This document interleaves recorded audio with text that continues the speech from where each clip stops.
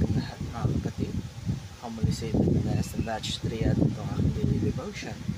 At ngayong araw ay pag-uusapan natin kung anong epekto ng pag-ahari ni Kristo sa buhay mo at sa ating mundo o Kingship of Christ.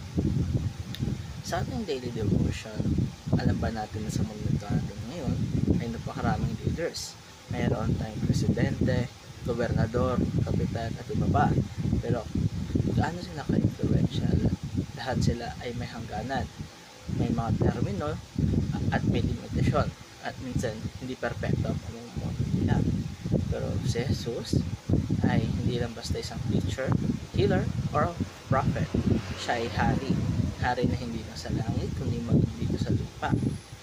Jesus Christ fulfills the office of king simula pa noong first coming niya, at kung saan pinakita niya ang kanyang sovereignty hindi sa pamamagitan ng lahas o sa pamamagitan ng paglilingkod, pagmamahal at sakripisyo.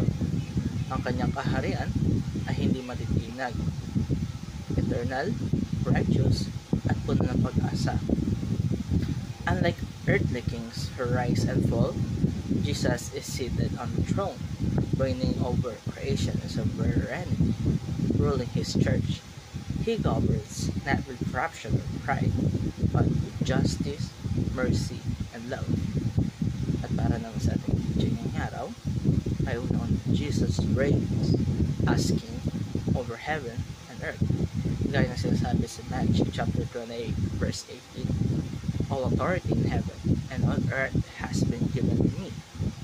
Lahat ng kapangyarihan ay hawak niya. Wala siyang hindi kontrolado. Pag may problema tayo, sabihin natin na wala na may hawak sa sitwasyon. Pero ang totoo na ito mga kapatid, ay may hari tayong ating masasundan ng pagkakatalaan. He is seated high, yet close to the broken-hearted. Second is Jesus colonizes the earth through his people.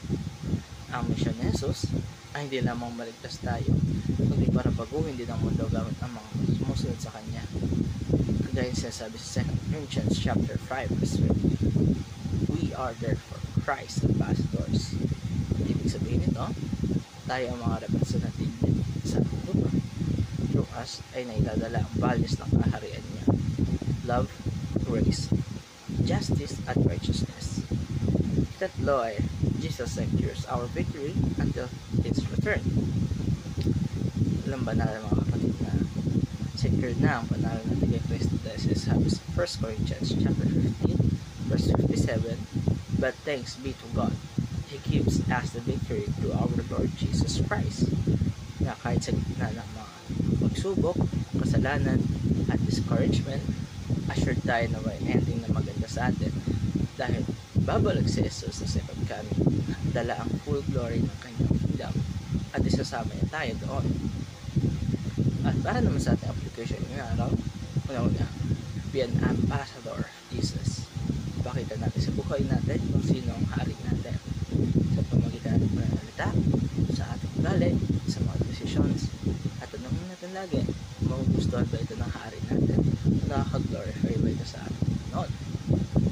Represent Jesus wherever you go, sa bahay, sa school, sa social media, at kahit sa mga simpleng usapan. Kalaway, be a colonizer for King Jesus. Nag-spread tayo ng kingdom culture, hindi natin kailangan mag-preach.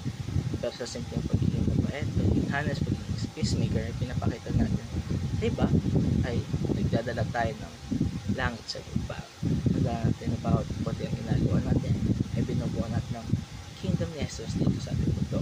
At dito ako sa aking daily devotion. Maraming salamat sa panonood.